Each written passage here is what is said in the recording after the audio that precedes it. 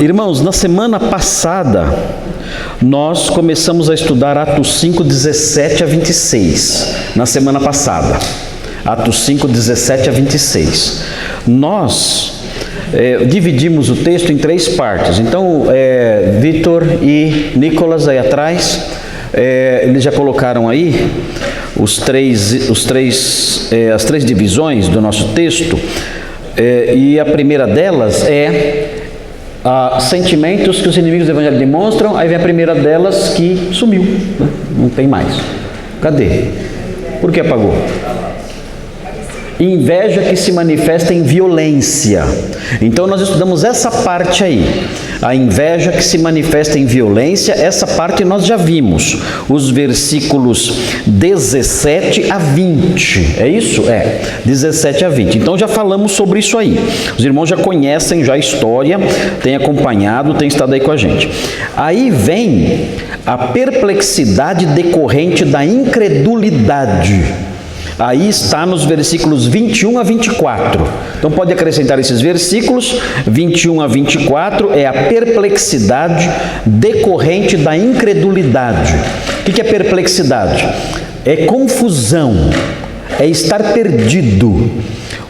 As autoridades ficaram perdidas e confusas, porque eles não entenderam o que aconteceu. Eles prenderam os apóstolos. Nós vimos que era uma prisão muito segura.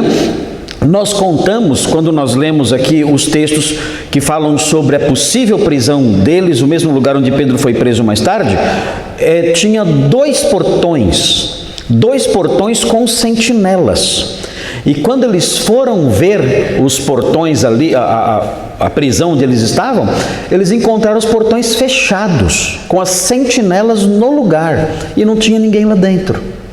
Então eles ficaram perplexos com isso, confusos, perdidos, sem saber o que fazer. Então, por isso aí esse título, perplexidade decorrente da incredulidade.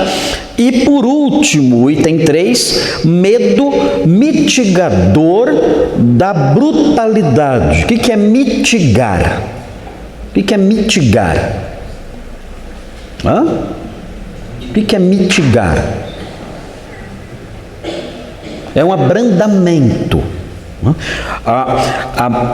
O medo que eles sentiram mitigou, abrandou, diminuiu a brutalidade deles. Isso aconteceu aqui por causa do povo. Então nós temos aqui, nós vamos ver depois, nós temos aqui um papel fundamental do povo todo no trato das autoridades com os apóstolos.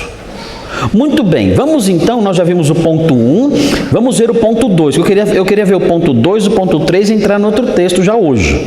Então nós vamos sair daqui hoje às 3 da tarde. Você trouxe marmita, sorte sua. Eu não trouxe, vai passar fome. Eu vou ficar até às 3 da tarde aqui hoje. Vou embora até.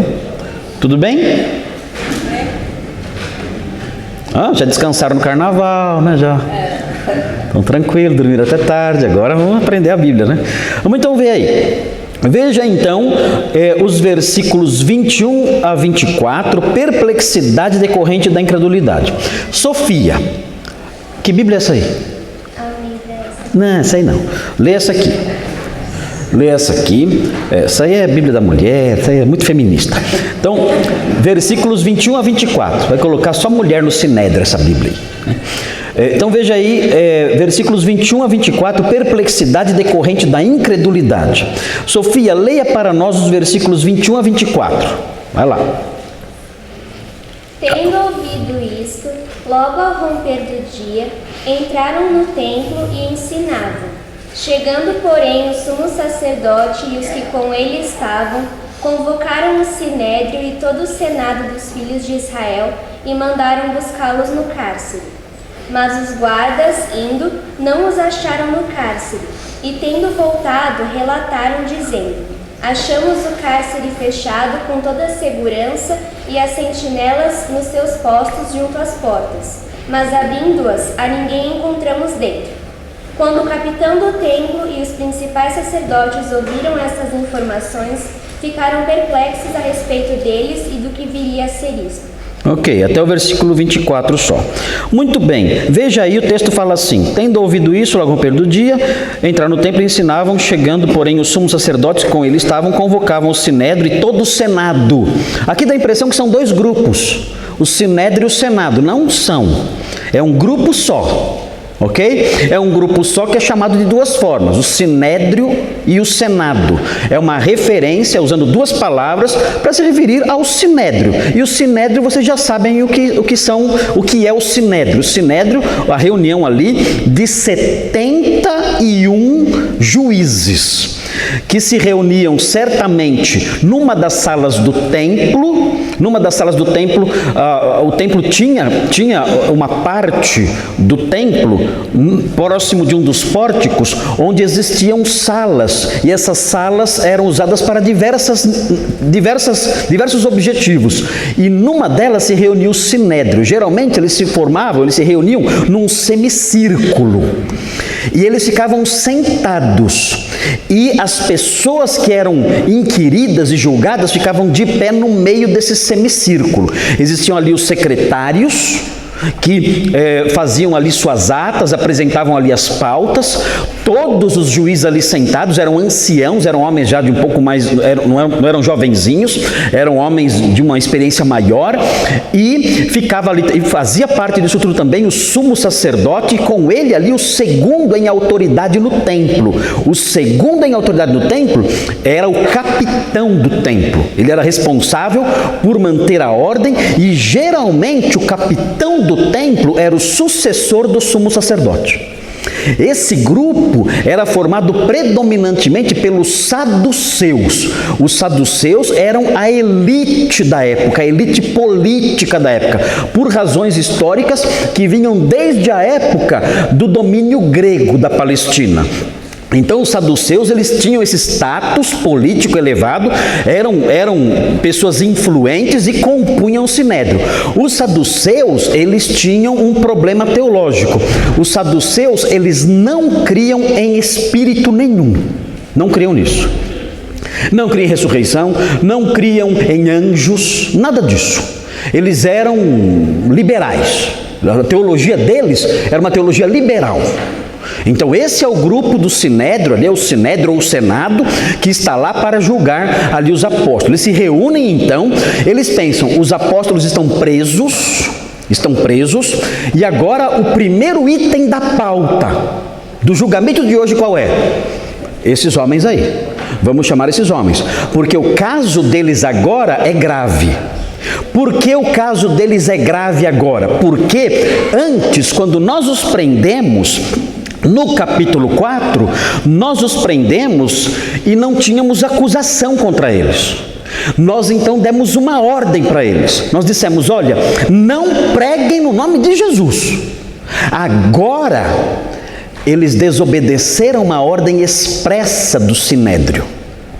Agora, nós temos acusação. Agora a situação está mais grave para eles. Chamem esses homens. Agora nós vamos lidar com eles diretamente, com um problema sério. Eles são o número 1 da pauta. Vocês notem aí no versículo 21 que logo ao romper do dia, eles se reuniram logo de manhã, e a pauta, item 1 da pauta, resolver o problema desses pregadores que nos desobedeceram. Agora nós temos uma acusação contra eles, sem dúvida nenhuma.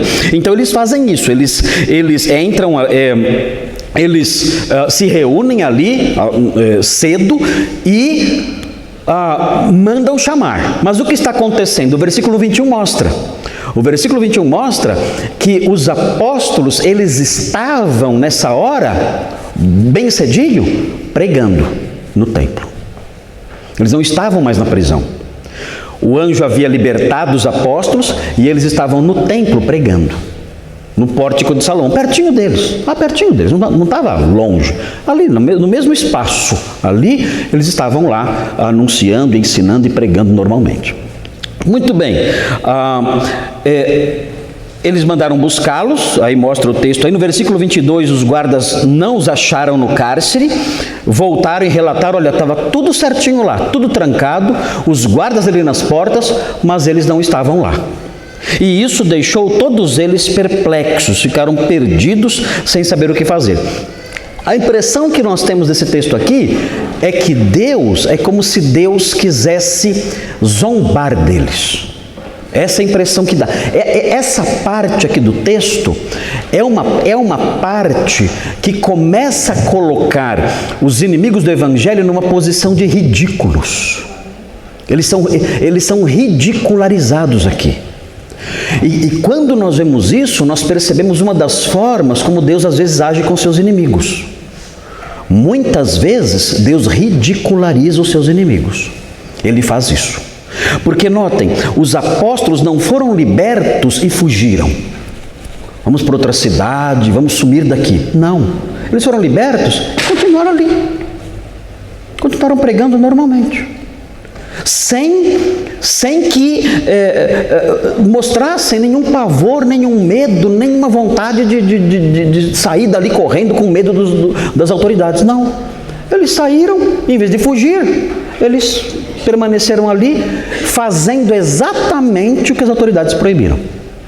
Então o que nós vemos aqui nesse pedacinho aqui, é que Deus, algumas vezes, Ele faz as coisas de modo a zombar dos seus inimigos. Deus faz isso. A Bíblia fala que Deus, Ele olha para a sabedoria do mundo e Ele transforma a sabedoria do mundo em loucura. É como se Ele quisesse mostrar o quanto a sabedoria do mundo é ridícula. E uma das coisas que Ele faz para mostrar isso, de acordo com o apóstolo Paulo, quando ele escreve aos Coríntios, nos 3 primeiros capítulos, ele fala o seguinte: olha, Deus, Ele revelou a verdadeira sabedoria às pessoas humildes, aos simples, aos que não são de nobre nascimento, aqueles que não são doutores, os grandes aí deste mundo. E Ele fez isso para humilhar a suposta grandeza dos inteligentes e dos poderosos. Ele faz isso. Olha, os poderosos, ele transforma a sabedoria deles em bobagem, em loucura, em estupidez, em absurdo. E os poderosos e grandiosos, eles ficam se vangloriando de coisas tolas, de bobagem sem limite. E Ele revela a verdadeira sabedoria, o verdadeiro conhecimento. Ele revela isso às pessoas humildes, aos pequeninos, aos pobres, a poucos ricos, porque Ele não faz acepção de pessoas, então Ele revela ricos também, mas a grande maioria para pessoas pobres, que não são de nobre nascimento, e para pessoas que não são os entendidos, os sábios, os que têm grande informação neste mundo. Então nós vemos algo semelhante aqui. Nós vemos aqui os poderosos, os inteligentes, os que têm força política, que têm dinheiro, que têm entendimento, que têm estudo, sendo ridicularizados. E os pescadores, pessoas simples, lá fora, pregando acerca da verdadeira sabedoria. O que nós vemos aqui é a ironia de Deus. Mas Deus é irônico? É. Ele é. Ele zomba da suposta sabedoria dos grandes e dos fortes. Ele zomba. Ele ridiculariza. Olha, vocês são tolos. Vocês com esses ares todos de grandeza aí se reunindo para julgar, olha lá, eles não têm medo nenhum de vocês. Eles foram libertos, porque quem define se eles ficam presos ou não sou eu. Quem dá o destino deles sou eu, não vocês. Vocês não são nada. Vocês não são nada. E eles são tão corajosos, eles não são como vocês, se reúnem às escondidas para tomar suas decisões, não. Eles estão lá, na plena luz do dia, ali ó, logo cedinho, chegaram cedinho lá. E estão lá pregando a plenos pulmões, sem medo nenhum de vocês. É isso, vocês se julgam grandiosos, poderosos, donos da verdade. Vocês não são nada disso, vocês são ridículos. Vocês são ridículos, vocês não têm força nenhuma, vocês não conseguem mantê-los no cárcere e vocês sequer conseguem calar a boca desses homens. Eu mando eles falarem, eu os liberto e eles fazem isso, porque quem está no comando sou eu, e eu exaltei essas pessoas aqui, e vocês são alvo de piada. Vocês vão ser alvos de piada até 2020, até no Brasil vão rir de vocês. Na Igreja Redenção vão rir de vocês. Depois do carnaval. Vão rir de vocês. Estão rindo, né? Estão rindo. Vão rir de vocês por todo o restante da história. Vão ler isso aqui e vão rir de vocês. Vão ver que vocês não são nada daquilo que vocês tentam passar a ideia de que vocês são. Então é interessante isso aqui. Esse tipo do modo como Deus humilha os poderosos. Porque isso deve mudar a nossa cabeça. Os jovens que querem ser grandes. Eu quero um dia ser Isso, para o cristianismo, não vale nada. É legal se você crescer na sua vida, na sua carreira profissional, se você crescer na sua carreira acadêmica, isso é bom, vai em frente, não tem problema. Mas você não pode imaginar que a grandeza de alguém está atrelada a isso, que não está. Você pode seguir a sua carreira, alcançar grandes postos, ter sucesso na sua profissão, nas suas formações, ter vários diplomas. Isso é maravilhoso, isso. Quando eu vejo um jovem fazendo isso, chegando a itens assim, a níveis assim, eu fico feliz. Olha que legal, pessoa esforçada, pessoa dedicada, como Deus tem abençoado. Ótimo, sem problema. Mas os jovens e outros irmãos que estão aqui, nessa busca, devem se lembrar. Na mente de Deus, grandeza não é isso. Isso são bênçãos que Ele dá, isso são portas que Ele abre, mas a grandeza de uma pessoa, de alguém, não está atrelado a isso. Não está. Alguém pode ter tudo isso e Deus olhar para essa pessoa e zombar dela. Vocês são tolos, sem sabedoria nenhuma. Eu ridicularizo vocês e eu rio de vocês. Isso pode acontecer. Então, o crente tem que ter uma mentalidade diferente do mundo. Para o mundo, grandeza é isso aqui, é ser do sinédrio. Eu sou do sinédrio, isso é grandeza. Para os padrões de Deus, isso não é grandeza. Para os padrões de Deus, a grandeza consiste em ter acesso à verdadeira sabedoria. E a verdadeira sabedoria, Deus revelou, em sua maioria, às pessoas simples. E o que é a verdadeira sabedoria? É o Evangelho. Essa é a verdadeira sabedoria, o Evangelho. É conhecer o Evangelho, amar o Evangelho e viver o Evangelho. Essa é a verdadeira sabedoria. O resto são ilusões que o mundo abraça achando que isso é ser grande. Muito bem. Veja aí a sequência da história. Olha o que acontece aí no item 3. É o medo mitigador da brutalidade. Olha o que acontece, a decisão deles então. Chegou a notícia lá de que os apóstolos estavam pregando ali pertinho deles, ali do ladinho deles lá, estavam pregando lá. Agora veja o que acontece aqui. Versículos 25 e 26. Sofia, leia para nós esses dois versículos. Nesse ínterim, alguém chegou e lhes comunicou: eis que os homens que recolhestes no cárcere estão no templo ensinando o povo. Nisto, indo o capitão e os guardas, os trouxeram sem violência, porque temiam ser apedrejados pelo povo. Ok, note aí, eles estavam no templo. Onde o sinédrio se reunia? No grande complexo do templo. Eu já expliquei para vocês que naquela época, hoje tem lá o espaço disso, mas não tem esses lugares mais de pé ali. Mas naquela época havia um grande complexo construído por Herodes o Grande. Herodes o Grande era o Paulo Maluf da época. Ele gostava, Herodes Maluf gostava de fazer obras gigantescas. Ele gostava de fazer isso. Ele era um político muito hábil, Herodes o Grande. E ele governava ali a Judéia. E ele gostava de fazer obras malufônicas, gigantescas. E querendo agradar os judeus, o que ele fez? Ele construiu o complexo do templo.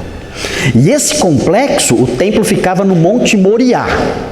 E o que ele fez então? O Monte Moriá, ele é caído assim. O que ele fez? Ele cortou o monte e ele fez um aterro, deixando tudo planinho, bem amplo e plano. E ele construiu muros de arrimo na volta toda e deixou aquela esplanada ali enorme ali.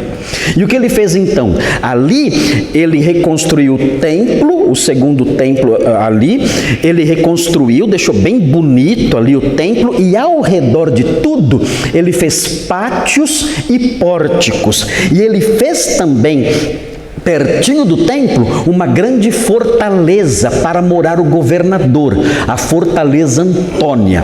Então ele fez isso lá. Esse aterro com esse grande pátio ainda existe isso lá, e as pessoas visitam ali.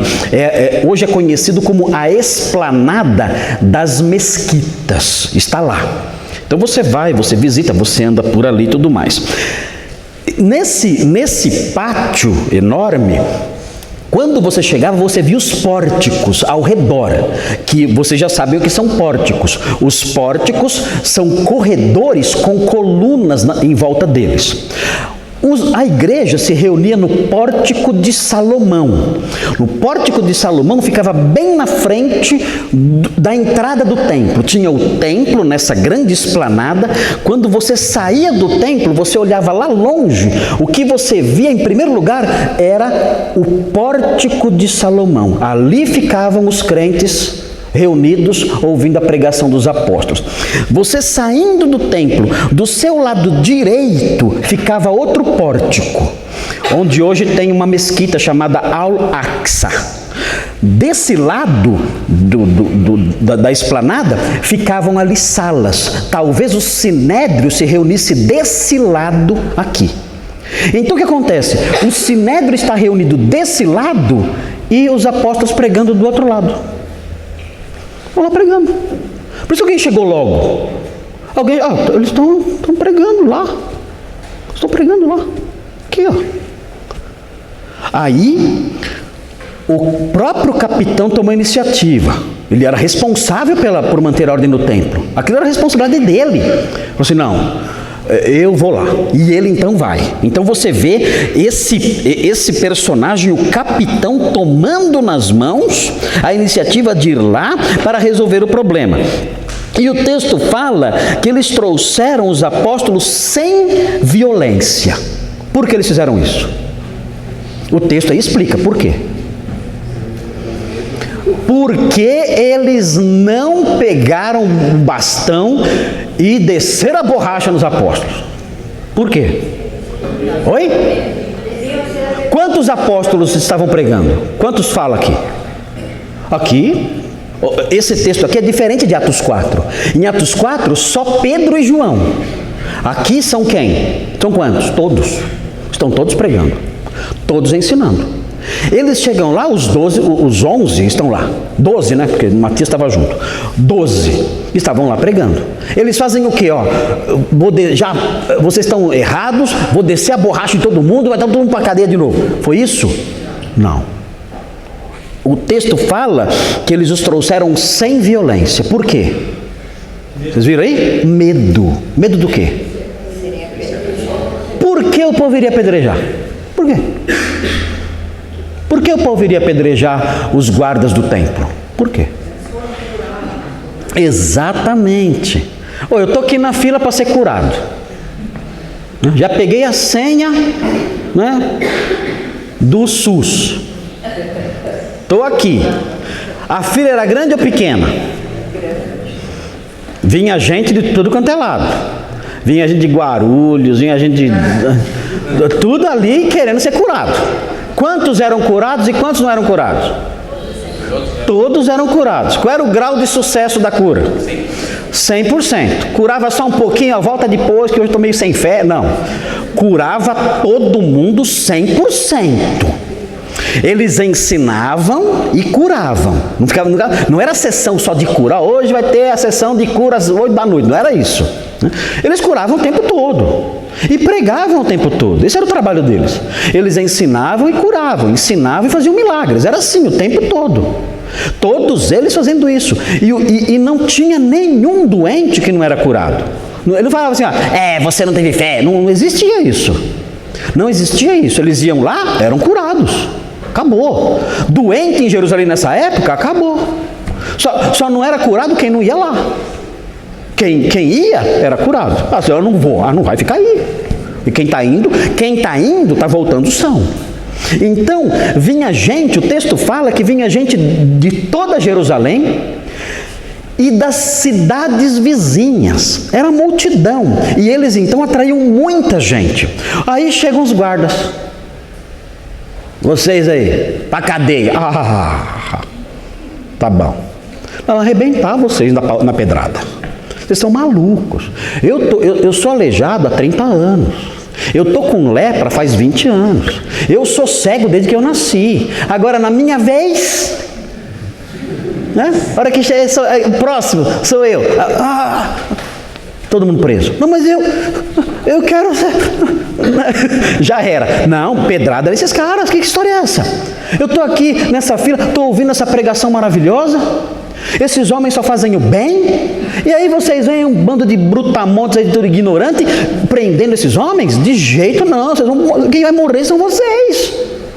A multidão ia se levantar e ia partir para cima. E outra coisa também, a Bíblia fala, o texto fala, no versículo 13 desse texto aqui, no capítulo 5, que eles eram pessoas, os crentes em geral, eram pessoas queridas pelo povo. Por quê? Porque o povo olhava e admirava os crentes, porque os crentes falavam que eles queriam ouvir. Certo? Não? Porque os crentes falavam, olha, não tem problema você pular carnaval, Deus ama todo mundo. Eles falavam isso. É isso? Claro que não! A Bíblia fala que o povo admirava aqueles homens e olhava para a igreja boquiabertos, porque eles viviam uma vida íntegra, de unidade, de compartilhar. Havia neles uma ternura no relacionamento deles e no modo deles se relacionarem com as pessoas. Havia essa ternura, esse amor, essa unidade. Então o povo admirava essas pessoas. Eles olhavam para os crentes e falavam assim, olha que povo fantástico, veja como eles são unidos. Eles chegam a vender propriedades para ajudar os que precisam. Eles fazem isso. Eles comem juntos numa reunião maravilhosa de harmonia. E olha que interessante, se alguém fizer o mal, Deus se manifesta e mata. Matou um casal, acabou de matar. Ananias e Safira foram mortos. Deus se manifesta ali e não deixa que haja corrupção desenfreada no meio dessa comunidade. Essa comunidade é santa, ela é especial, o povo via isso. E aí então crescia a admiração. E aí chegam os guardas, tratando os apóstolos como bandidos. Não, isso não. Os guardas perceberam, nós não podemos tratá-los assim. Se os tratarmos assim, nós seremos apedrejados. Então chegaram para os apóstolos numa boa. Ô Pedro, tudo bem? Tudo bem? Bom. Você tá bom, Pedro? Tô João, tudo bem? Já te conheço, né? Tudo bem.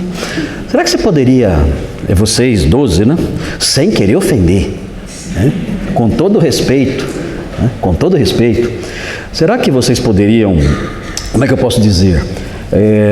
Sem que vocês fiquem chateados, né? Sem ofender os direitos humanos, né? Então, será que vocês poderiam nos acompanhar sem nenhuma, né, hostilidade?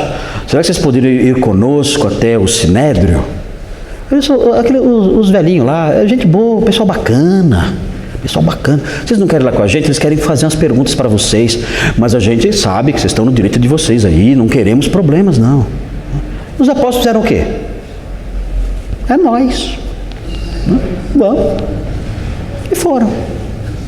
Tranquilamente, porque os guardas tinham medo do povo. Então é interessante notar isso aqui. Nós percebemos aqui, isso aqui não se repete muito, isso aqui.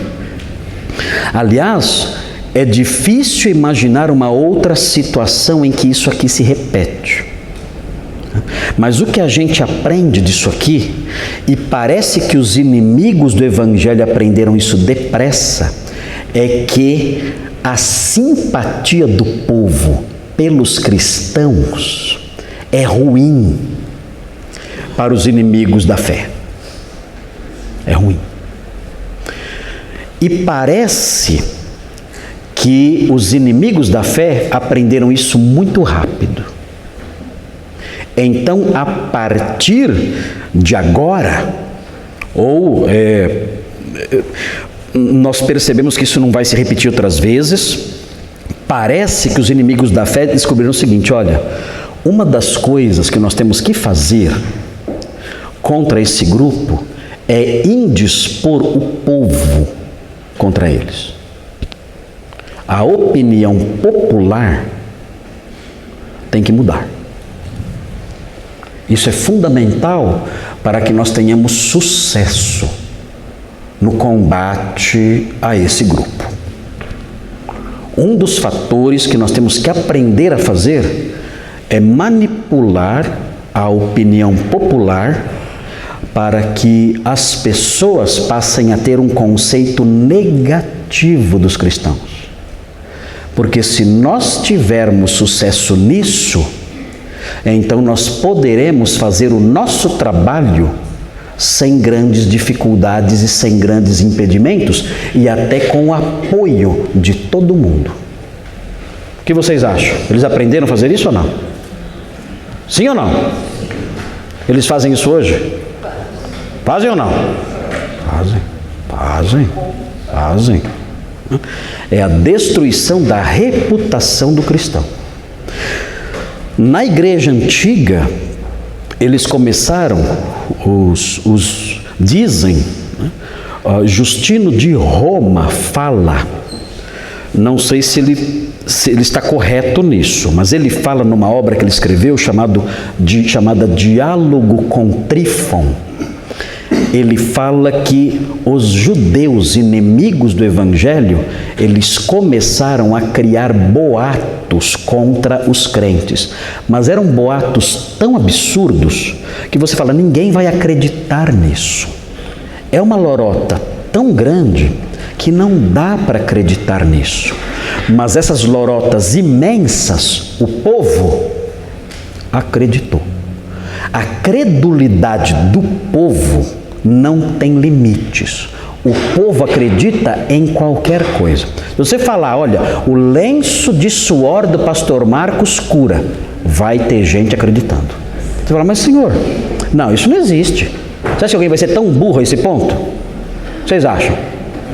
Vai. E acontece? Acontece. Não tem um homem aí que tem um lenço aí que fica... lenço porco, né? Um lenço porco, ele fica jogando nas pessoas. Tem. E o pessoal acredita. Não tem jeito. Então o que fizeram? De acordo com Justino de Roma, o que fizeram?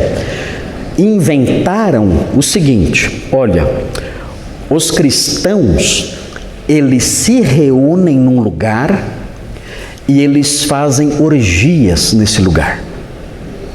Eles se reúnem ali, num dado momento eles apagam as luzes e eles realizam orgias ali. Orgias terríveis, inclusive praticando incesto. Filhos tendo relações com as mães, irmãos tendo relações com irmãs, pais tendo relações com as filhas. Numa grande e terrível orgia, eles fazem isso. E outra coisa que eles fazem também, que é absurdo, o que eles fazem? Eles se reúnem e eles pegam uma criança recém-nascida, isso era fácil de achar, se você quisesse achar uma criança recém-nascida, era só você ir até os muros da cidade, porque as crianças indesejadas eram deixadas ali para morrerem à míngua lá, nos muros da cidade. As mulheres que tinham seus filhos e não queriam ter filhos, colocavam a criança em cima do muro da cidade, a criança morria lá, apodrecia lá, os animais comiam, então ficava assim. Era fácil achar uma criança. Eles então pegavam uma criança recém-nascida e, durante suas reuniões, eles matavam essa criança, misturavam o sangue com farinha e comiam o pão com farinha misturado nesse sangue. E aí nessa hora então, era nessa hora, no meio desse ritual sangrento e assassino e antropófago, que eles se envolviam nas mais terríveis orgias, no meio do sangue, no meio daquela baderna toda. E isso aí, os incrédulos viam isso e falavam, olha, os cristãos são extremamente perigosos. os cristãos são culpados dos crimes mais horríveis que há. Desapareceu uma criança foi raptada. A criança foi raptada. Havia rapto de crianças ou não? Havia. Para quê? Escravidão. Havia. Quem será que raptou? Só tem um grupo que faz isso. Quem rapta crianças? Os cristãos. Os cristãos fazem isso. Aí o que acontece? Acontece o seguinte, além disso, eles também zombam dos nossos deuses. Eles ridicularizam os nossos deuses e profanam o nome dos nossos deuses. Sabe por que não está chovendo e as colheitas não estão dando fruto? Sabe por quê? Por causa deles. Porque os deuses estão irritados conosco, porque há pessoas entre nós que estão zombando dos nomes dos deuses. Então, se nós estamos passando fome, a culpa é dos cristãos. E mais, se chover muito e alagar tudo e acabar com as colheitas, a culpa é de quem também? Dos cristãos também. É castigo dos deuses. Qualquer coisa que acontecer de mal para nós, a culpa é de quem? Dos cristãos. Então os incrédulos aprenderam a criar uma indisposição do povo contra os cristãos. Isso dava resultado? Dava. Por quê? Na hora que os cristãos passaram a ser presos, o que o povo dizia? Não façam isso, eles são pessoas admiráveis, eles são pessoas boas. Falavam isso? Sabe o que o povo gritava? Morte aos ateus. Por que ateu? Porque não crê nos nossos deuses. Eles não creem nos nossos deuses, são ateus. Morte aos ateus. Aí o povo começava a gritar, morte aos ateus. Aí a sentença do magistrado já estava selada. O povo gritou? Gritou. O povo quer que morra? Quer, então mata. Mata porque nós não queremos uma revolta popular. O Império Romano não quer revoltas populares. Então, se o povo está gritando mate, mate. Mate porque nós queremos a paz.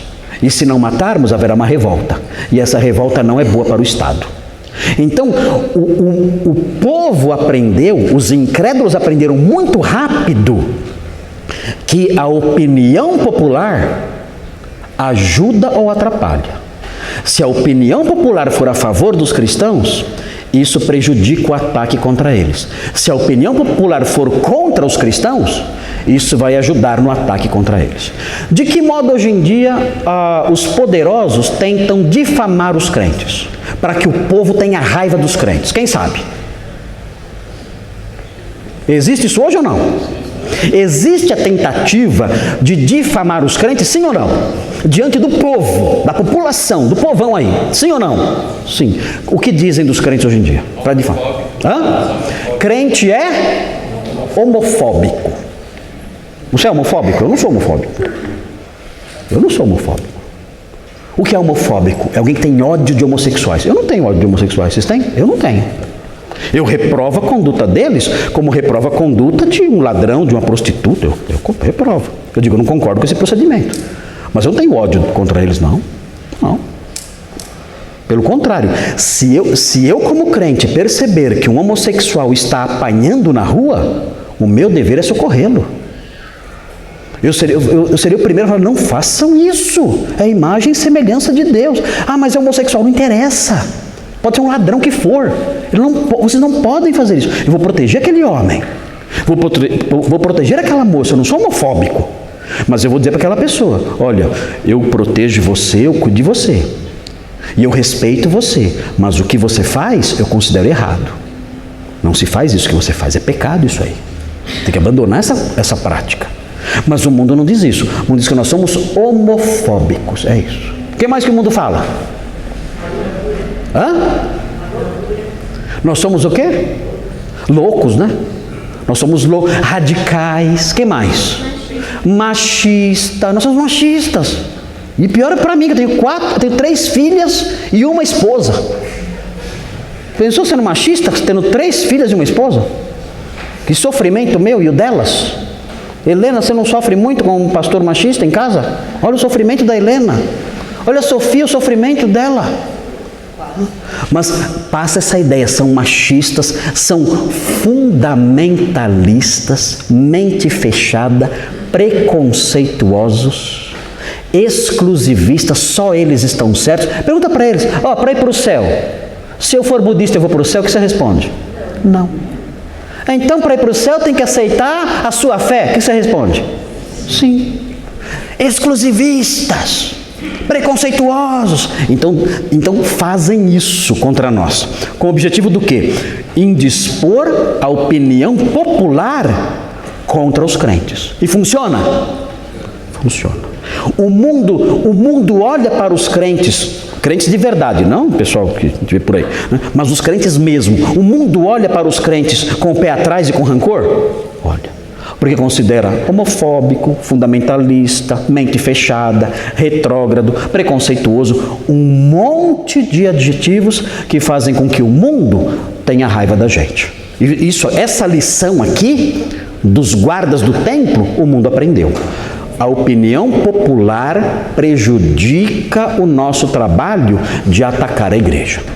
Temos que ter a opinião popular contra a igreja. Aí sim vai dar certo. Irmã lá.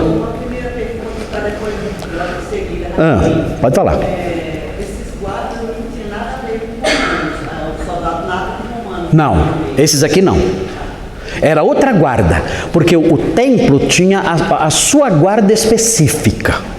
Tá? E o seu capitão, o seu chefe ali dessa guarda, não eram os soldados romanos. Os soldados romanos, eles não estão aqui. Então, eles não sendo romanos, então, eles poderiam, o Sinédrio poderia correr um problema de eles estarem fazendo motim, o povo ia se rebelar, então ia fazer motim. Isso. E os soldados romanos iam então Sim.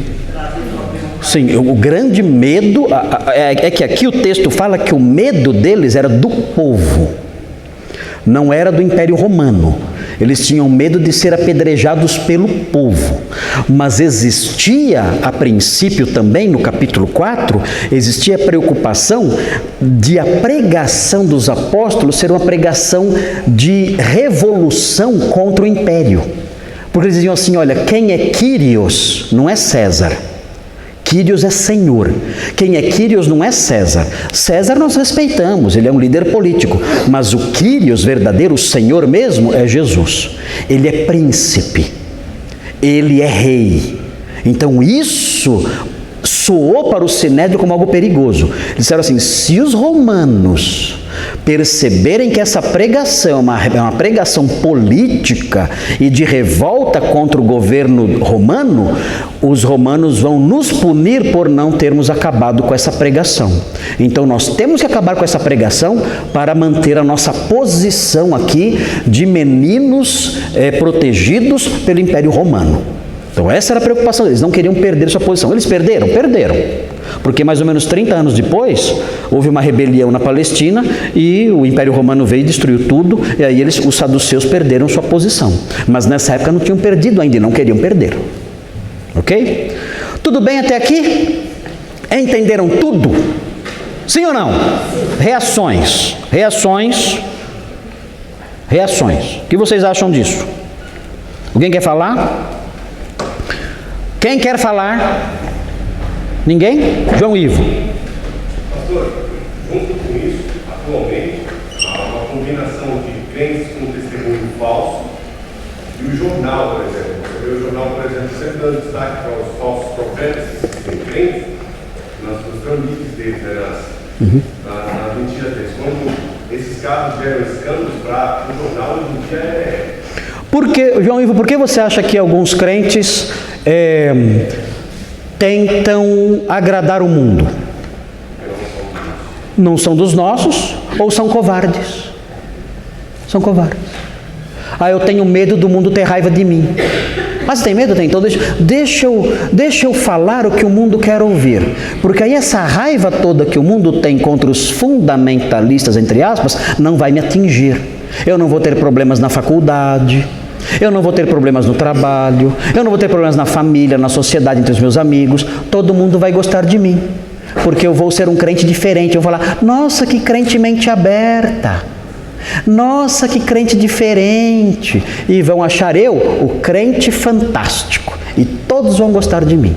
Então, ou são falsos crentes, ou são crentes covardes. E talvez não haja muita diferença entre uma coisa e outra. Fabrini?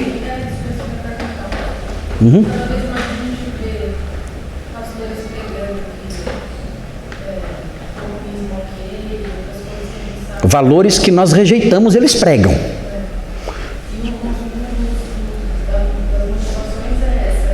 Sim. Sim. E o que Tiago fala sobre isso? Quem quiser ser amigo do mundo, se torna o quê? Inimigo de Deus. Isso é claro, assim, para Tiago, é 1 mais 1 igual a 2. Ah, mas veja bem, Tiago, não é bem... É assim, ponto. Tiago não conversa. Tiago é claro. Ele falou, quem quiser ser amigo do mundo, é inimigo de Deus. Simples. Você quer agradar o mundo? Em frente. Vai lá. Mude o seu discurso. Diga o que o mundo quer ouvir. Deixa o mundo te abraçar, dizendo, nossa, que crente mente aberta. Olha, você vai ser amigão do mundo. Nota 10. Só que você vai se transformar em inimigo de Deus. Tem que escolher suas amizades. É simples. Quem você quer ser amigo? De quem você quer ser amigo? É do mundo? Ok. Sem problemas. Só que será inimigo de Deus. Quer ser amigo de Deus? Ok. Só que você vai ser inimigo do mundo. Não tem jeito. Não tem como dar as mãos para os dois. Não tem. Não tem. A mão de um você vai ter que soltar. Você está aqui. Deus aqui, o mundo aqui. Se você pegar na mão de Deus, você tem que soltar lá. Se você pegar na mão do mundo, tem que soltar aqui. Pegar na mão dos dois, não tem como. Nossa, pastor, é difícil, hein? É. O cristianismo não é para covardes. Não é. O cristianismo não é para covardes. Por isso, a Bíblia fala que Deus não nos deu espírito de covardia. Ele não nos deu espírito de covardia. Mas de moderação, de ousadia, Ele nos deu isso. Mas não espírito de covardia. As pessoas covardes, elas não são pessoas que o Senhor transformou. Deus não nos deu essa postura. Nós temos uma postura diferente. Vocês vão ver aqui agora, no próximo texto, qual é a postura dos apóstolos. Eles foram lá. Vamos lá. Os 12 ali, ó, na frente do Sinédrio. Ali. Só que agora era pior, porque o Sinédrio poderia dar uma sentença de morte. Porque havia um crime que tinha sido cometido. Qual era o crime? Vocês desobedeceram uma ordem expressa do Sinédrio. Antes não. Então, antes nós só batemos em vocês. Agora não. Agora, vocês desobedeceram uma ordem expressa e agora nós podemos aplicar uma pena severa. Antes não, agora sim. E a postura deles qual vai ser? Mesma coisa. Vamos chegar lá. Qual é o problema aí? Ah, vocês fizeram isso. Fizemos. E vocês são assassinos. É isso. Vocês são assassinos. Vocês são os assassinos do Filho de Deus. Vocês são. Todos vocês aqui. Todos. Nós não temos medo de vocês. Nós estamos lidando com criminosos aqui. Com criminosos que são réus de morte. São vocês. É isso. E quer saber mais? Nós vamos continuar falando. Nós não vamos parar de falar. Vamos continuar falando. Eles só não foram mortos naquele momento porque teve um líder do Sinédrio que interferiu. Alguém chamado Gamaliel. Falou, para. Mandou eles saírem, vamos reunir aqui, eu acho que não é bom fazer mal para esses homens. E aí, nós vamos ver isso depois, ele conseguiu mitigar aquele ímpeto assassino do Sinédrio. Mas a coragem dos apóstolos nessa hora é fora de série. A gente vai ver agora. Quem mais ia falar? Simone.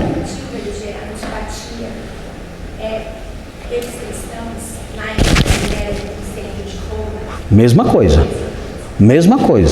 É que Nero, na época, não é que ele botou fogo em Roma e falou assim, eu vou fazer má fama dos cristãos. Não é. É que aconteceu, ele colocou, dizem os historiadores, ninguém sabe se ele colocou fogo em Roma mesmo. Parece que colocou sim, porque ele era meio louco. Mas dizem que ele ficou vendo Roma pegar fogo e começou a fazer poesia, porque ele aproveitou o incêndio para se inspirar. Porque ele se julgava poeta. E era um desastre. Quando ele se apresentava como poeta, o pessoal queria pular pela janela, porque era horrível, ele era horrível. Como hoje em dia algumas pessoas pensam que são músicos, né? Nero era assim. Não tem gente que pensa que é músico hoje em dia e acha que é artista? Não tem aí o MC, não sei o quê. Esses caras acham que são artistas, né? Gente, o que é aquilo? É uma desgraça, uma tragédia, né? Mas o cara acredita que é um artista. E tem Ibope. Só que na época, Nero, ele achava que era artista, mas o pessoal tinha noção do que é um artista. E as pessoas queriam escapar, mas não podia. Então ficavam lá assistindo ele cantando lá. Ah, meu Deus, acaba logo, ninguém aguenta mais. Ainda no final tinha que elogiar. Ô Nero, olha que show que você deu, hein? Nota 10 para você. Quando é que vai ter outro? Né? Quando é que vai ter outro? Para eu fingir que eu estou doente e não vir, né? Enfim... Era assim, então dizem, e como ele queria construir outra cidade, com o nome dele, Nerópolis, quando Roma pegou fogo, disseram, olha, quem colocou fogo foi ele. Não só para se inspirar nas suas poesias, mas também para conseguir reconstruir a cidade do jeito que ele queria e pôr o nome dele. Então era isso. O que aconteceu é que quando houve o incêndio, começaram a surgir boatos de que tinha sido ele. Então ele não botou fogo em Roma pensando nos cristãos. Mas quando começaram a acusá-lo, então ele pensou, eu tenho que achar um bode expiatório. Ele olhou para a cidade e descobriu que um dos bairros que não tinha queimado era um bairro onde moravam muitos cristãos. Ele disse, olha lá, onde menos pegou fogo, nesse bairro, tem muitos cristãos lá. Foram os cristãos. Aliás, os cristãos não falam que o mundo vai acabar em fogo? Foram eles. Foram eles. Aí Nero os acusou. E aí, onde hoje é o Vaticano, onde hoje é a Praça de São Pedro, ali existia um ginásio ali. Era o Circo de Nero. Era um lugar, uma pista oval, onde tinham corridas de bigas.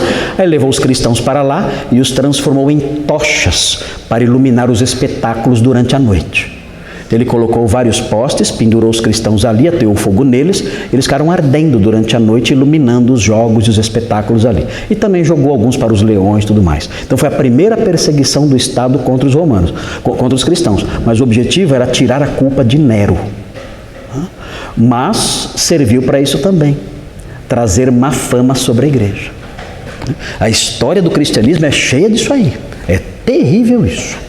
E nós somos alvos disso aí hoje. Nós não sabemos onde isso vai dar. Será que um dia toda essa raiva vai se manifestar em perseguição física? Será? Talvez. Será que toda essa raiva um dia vai se manifestar em prisões aqui no Brasil? É bem possível. É bem possível que, se algum dia, pode chegar o dia do pastor falar sobre Romanos 1 e dizer que o homossexualismo é pecado e ser preso por isso. Esse dia pode chegar e talvez não esteja muito longe. Pode acontecer, chegarem dois homossexuais e falarem, pastor, você faz nosso casamento? Eu falo, não faço. E o pastor ser preso por causa disso. E quem defender o pastor ser preso também. Nós podemos chegar nesses dias e talvez não estejam tão distantes assim. Então essas coisas, nós sabemos que essas coisas têm seus objetivos, que é enfraquecer a igreja e calar a igreja. Muito bem, podemos prosseguir mais um pouquinho? Estão cansados? Não, né? Vocês não estavam aqui domingo passado, né? Estavam todos na avenida, não na avenida pulando, mas na avenida dirigindo para viajar, né?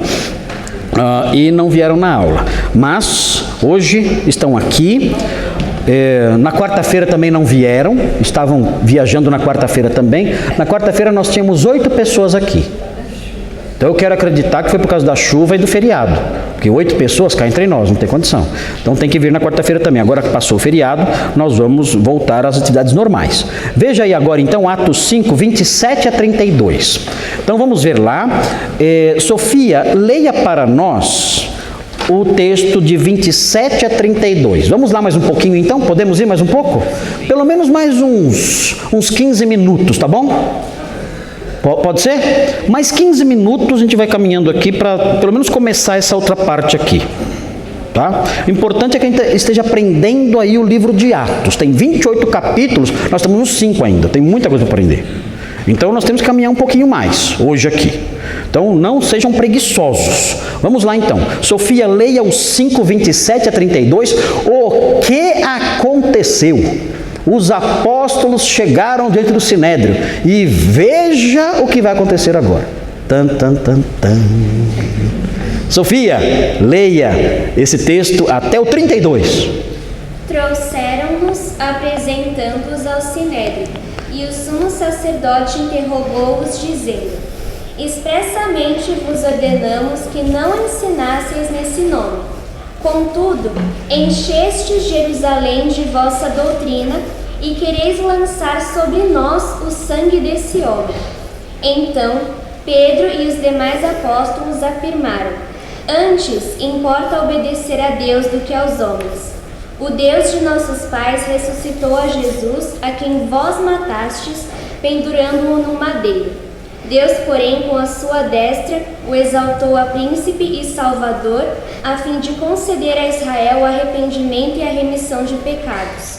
Ora, nós somos testemunhas destes fatos, e bem assim o Espírito Santo, que Deus outorgou aos que lhe obedecem. Ok, o que vocês acham disso? Hã? Esses homens são medrosos? Não, não foi nada disso, desculpa, sacerdote. Oh, não, vocês entenderam mal. Foi isso? Não, é isso aí mesmo. É. Veja aí, preste atenção. Quem está ali atrás, Nícholas. Nícholas, você... não, é Nicolas, né? O pessoal fala tanto Nícholas, eu acabo falando errado. É Nicolas. Nicolas, escreva aí 3 verdades ditas por quem? Não. 3 verdades ditas pelo sumo sacerdote. O quê? Ele falou uma verdade. Vamos ver lá. 3 verdades ditas pelo sumo sacerdote. Quem vai achar as 3 verdades que o sumo sacerdote falou? Veja aí. Primeira delas. Qual é a primeira? A ordem, exatamente. Olha aí. A pregação dos apóstolos era proibida pelo Sinédrio. Isso era mentira? Não. Onde você vê o sacerdote falando isso? Olha aí. Expressamente, ou seja, claramente, nós não fomos obscuros na nossa ordem, foi uma ordem clara, foi uma ordem expressa com todas as letras. Nós vos ordenamos que não ensinasseis nesse nome. Era verdade isso ou mentira? Verdade, isso era verdade. Olha o 4:18. Olha o 4:18, Sofia, leia o 4:18. O sumo sacerdote disse a verdade. Veja lá 4:18, Sofia, bem bonito aí. Chamando-os, ordenaram-lhes que absolutamente não falassem nem ensinassem em nome de Jesus. Olha aí, qual era a ordem? Olha, é uma ordem, olha, não pronunciem esse nome mais aqui. Aliás, dá uma olhadinha nesse papo aí do sumo sacerdote. Olha o que ele fala. Expressamente vos ordenamos que não ensinasseis no nome de Jesus. É assim que ele falou? Ele pronunciou o nome de Jesus? Não. Por quê? Por que ele não pronunciou? Ele próprio tinha falado: eu não quero mais que vocês falem esse nome aqui. Eu não quero ouvir esse nome mais. Então ele próprio não fala. Ele não fala, ele fala esse nome. É até um descaso, mas ele não pronuncia o nome. Agora, olha o que Pedro faz. Olha o que Pedro faz. O Deus de nossos pais ressuscitou a Jesus. Vou falar e vou falar para vocês. Vou falar aqui e falarei acolá. Falei acolá e falarei aqui de novo. Jesus, Jesus, Jesus. Vou falar de novo. Quer ver? Quer que eu fale de novo? Falei, Jesus. Pronto, falei. E aí? É isso. Eu falo e vou continuar falando. Eu vou morrer falando. Minhas últimas palavras vão ser Jesus. Vou falar. Vou de noite, dormindo, eu vou falar Jesus. Vai ser assim. Eu vou desobedecer vocês. Eu vou desobedecer. E ponto final. Eu não tenho medo de vocês. É isso. Então, você vê aqui a primeira verdade que o sumo sacerdote fala. Nós demos uma ordem expressa. E isso era verdade. Tinham dado mesmo. E eles desobedeceram. Agora veja a segunda verdade que o sumo sacerdote fala. Olha aí, vê se você acha. Como você sabe que os apóstolos pregavam sem parar? Para todo mundo. Olhando para essa frase aqui. Sim, mas aqui nesse versículo. Eles encheram. É um contraste muito grande. Nós falamos para vocês não falarem dele. No entanto, o que vem depois? Vocês encheram. Acho que a senhora ficou até gago nessa hora.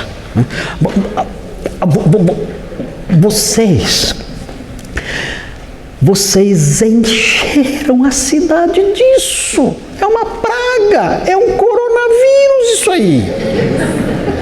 Vocês contaminaram a cidade inteira. Por onde a gente vai? As crianças, os velhos, os pobres, aleijados, nem se fala. A gente não pode botar a cabeça lá fora. E a gente vê gente atrás disso aí. E vocês falando e falando. E nós demos uma ordem expressa. Não falem. E vocês fizeram exatamente o oposto. Vocês não param. Vocês não têm um dia de folga? Vocês não têm, sei lá, um dia aí para descansar um pouquinho?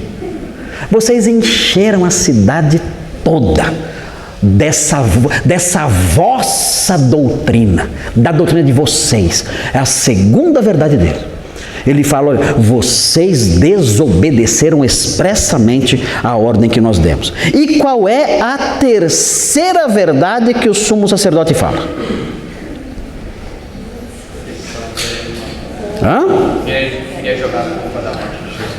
Qual é a terceira verdade, Pedro? Vocês querem jogar a culpa da morte dele sobre nós. Era verdade isso? Os apóstolos falaram, acertou, miserável. Acertou. É isso mesmo. Nós queremos, não é que nós queremos. É isso mesmo. Vocês são assassinos. É isso mesmo. Você falou 3 verdades aqui para mim. 3. E a terceira, olha, nós não temos a menor dúvida disso. Vocês mataram esse homem. Quando o texto fala, o sumo sacerdote fala assim, olha a linguagem dele. Quereis lançar sobre nós o sangue desse homem. Lançar sobre a pessoa o sangue é atribuir à pessoa crime de assassinato. Essa linguagem, lançar sobre a pessoa o sangue daquela pessoa estará sobre você. Isso é dizer o seguinte, olha, você é o responsável por essa morte, você é um assassino. Agora a pergunta, qual era a pena para os assassinos? Morte. Está dizendo o seguinte, olha, vocês querem nos atribuir o crime de assassinato, vocês querem dizer que nós somos réus de morte. Vocês querem nos acusar de assassinos que merecem morrer. E Pedro fala o quê? Não é bem assim. É isso? Não, é isso aí mesmo. Vocês são. Aliás, vocês são piores do que assassinos. Eu vou explicar já. Vocês não são só assassinos. Vocês são piores do que assassinos. Porque o crime que vocês cometeram, ninguém na história do mundo cometeu. E ninguém na história do mundo será capaz de cometer. O crime que vocês cometeram, só vocês cometeram. Ninguém conseguirá daqui para frente, nem antes de vocês, nem depois de vocês, ninguém conseguirá cometer o crime que vocês cometeram. Então vocês não são só assassinos, vocês ultrapassam isso, são muito além de assassinos. O crime que vocês cometeram, jamais na história, nem Hitler cometerá, nem Nero cometerá, nem Osama Bin Laden cometerá, nem o Lula talvez cometa, mas ninguém cometerá o crime de vocês, ninguém, nunca, jamais. O assassinato de vocês é singular, não tem tamanho para a culpa de vocês. E Pedro vai mostrar isso aqui. Então você tem aí as 3 verdades do sacerdote. Agora vejam a sequência, porque tem as 3 verdades dos apóstolos. Ok? Aqui não tem, né? Depois eu vou colocar aqui. As 3 verdades dos apóstolos. As 3 verdades ditas pelos apóstolos estão nos versículos 29 a 32. A Sofia já leu. Então eu vou falar sobre a primeira. Olhe a primeira. A primeira é a seguinte: Deus ressuscitou Jesus. Essa é a primeira verdade dita pelos apóstolos e está nos versículos 29 e 30. Só que, presta atenção, só que antes dele falar essa verdade, ele fez um comentáriozinho, bem rapidinho, antes de dizer essa verdade. Ele começa fazendo uma notinha, abrindo um parênteses, um comentáriozinho rápido, e aí ele entra dizendo que Deus ressuscitou Jesus. Tá? Agora note bem, qual é o comentáriozinho que ele fez? Ou seja, o que Pedro está dizendo aqui? Eu não tenho opção. Eu não tenho opção. Eu não sou um homem rebelde contra vocês, como há tantos por aí, não é isso. Eu simplesmente não tenho opção. Sabe por que eu não tenho opção? Porque Deus me deu uma ordem. E eu não posso escolher se eu vou obedecer ou não. Não tem como. Ele ordenou que eu falasse. Olha o versículo 19. Sofia, leia. É isso? É? Onde é que está aqui? É o 19? Não, né? Não, é o 5, é o 19. É o 5, 19. 19 e 20, Sofia. Leia. 5, 19 e 20. Olha aí o que acontece. Mas de noite, um anjo do Senhor abriu as portas do cárcere e, conduzindo-os para fora, lhes disse: Ide e, apresentando-vos no templo, dizei ao povo todas as palavras desta vida. O anjo deu uma ordem? Ele tinha opção? Se você recebe uma ordem de Deus, você tem opção? Você pode pensar e falar: não sei se eu vou fazer isso, é perigoso. Você pode fazer isso? Não, você não pode fazer isso. Pedro não tinha opção, os apóstolos não tinham opção. Eles estão dizendo: olha, vocês deram uma ordem, mas Deus deu outra. Adivinha qual dos dois nós vamos obedecer? Adivinha, pensa um pouco. Vocês são inteligentes, vocês são juízes, vocês são do Sinédrio. Tem a ordem de vocês e tem a ordem de Deus. Nós tínhamos que escolher. As duas ordens estavam em conflito. Tínhamos que escolher uma para obedecer. E nós obedecemos o quê? Nós obedecemos a ordem de Deus, porque é importante obedecer a Deus mais do que aos homens. E aí eles saíram e foram pregar. Eles não fugiram. Não fugiram. Eles foram obedecer o que Deus mandou. E foram até o outro lado da esplanada e começaram a pregar. Nós vamos obedecer o que Deus fala, não o que vocês querem. Agora pergunta aqui, vamos ver o conhecimento bíblico de vocês nesses últimos minutinhos aqui. Quem mais desobedeceu uma ordem do Estado para cumprir uma ordem de Deus? Quem mais? Quem lembra de alguém que fez isso? Quem? Paulo fez isso. Quem mais fez isso no Antigo Testamento? Quem no Antigo Testamento é assim, era uma ordem clara, e ele falou: não. Quem? Daniel. Qual era a ordem? Qual era a ordem? Houve um decreto, né? Sofia, leia aí capítulo 6, Daniel. Havia um decreto. Qual era o decreto? Não pode orar. Isso para muita gente não ia fazer diferença nenhuma. Já não oro mesmo. Mas para Daniel, aí já era uma pegada ruim. Porque ele orava quantas vezes por dia? 3. E aí qual era a ordem? Não pode orar? Nenhuma. E note bem, Daniel obedeceu? Qual foi o preço de ter desobedecido? Foi jogado na cova dos leões. Só que os leões naquela noite estavam jejuando. Era a noite do jejum na cova, e aí os leões não puderam comer. Mas veja aí a postura de Daniel. Daniel 6, veja aí, Sofia, leia para nós 6 a 10. Leia para nós, rápido. Então estes presidentes e sátrapas foram juntos ao rei e lhe disseram: ó rei Dário, vive eternamente. É Dario. Tá. Vai lá. Todos os presidentes do reino, os prefeitos e sátrapas, conselheiros e governadores concordaram em que o rei estabeleça um decreto e faça firme o interdito que todo homem que por espaço de 30 dias fizer petição a qualquer deus ou a qualquer homem e não a ti, ó rei, seja lançado na cova dos leões. Agora, pois, ó rei, sanciona o interdito e assina a escritura para que não seja mudada, segundo a lei dos medos e dos persas, que se não pode revogar. Por esta causa, ó rei Dario, o rei Dario assinou a escritura e o interdito. E o que aconteceu? Versículo 10. Daniel, pois, quando soube que a escritura estava assinada, entrou em sua casa e em cima no seu quarto, onde havia janelas abertas do lado de Jerusalém. 3 vezes por dia se punha de joelhos e orava, e dava graças diante do seu Deus, como costumava fazer. Olha só, ele ouviu o decreto. Na hora que ele ouviu falar do decreto, o que ele fez? Na hora que ouviu. É brincadeira. Na hora que ouviu, falou: não é para orar? É. Ele foi lá e orou. Na hora, era uma ordem, era uma norma federal, para o reino inteiro. Não podia orar por 30 dias.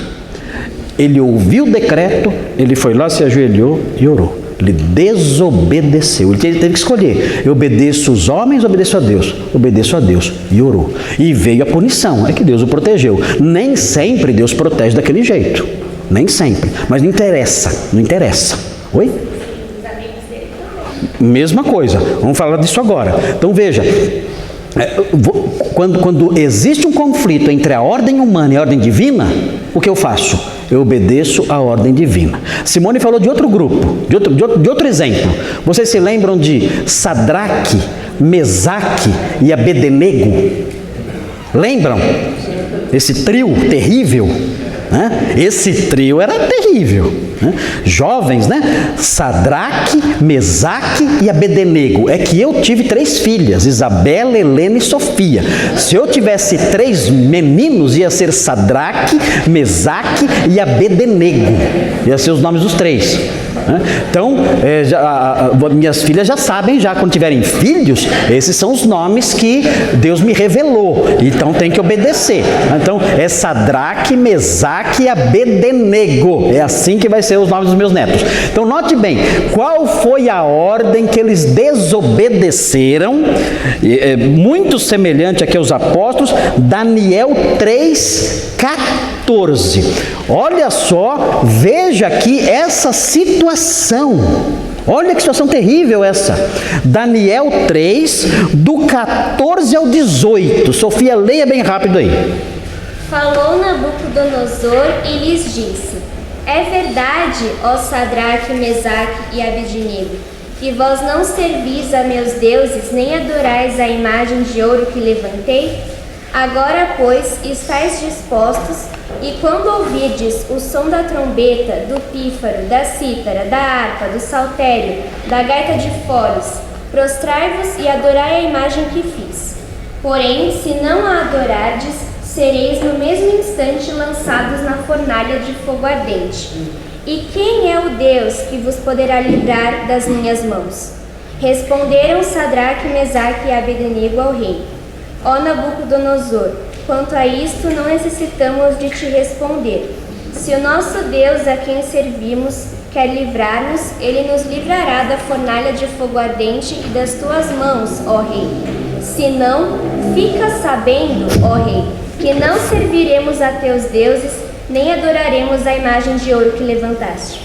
Olha essa resposta. Olha essa resposta. Dá para acreditar nisso?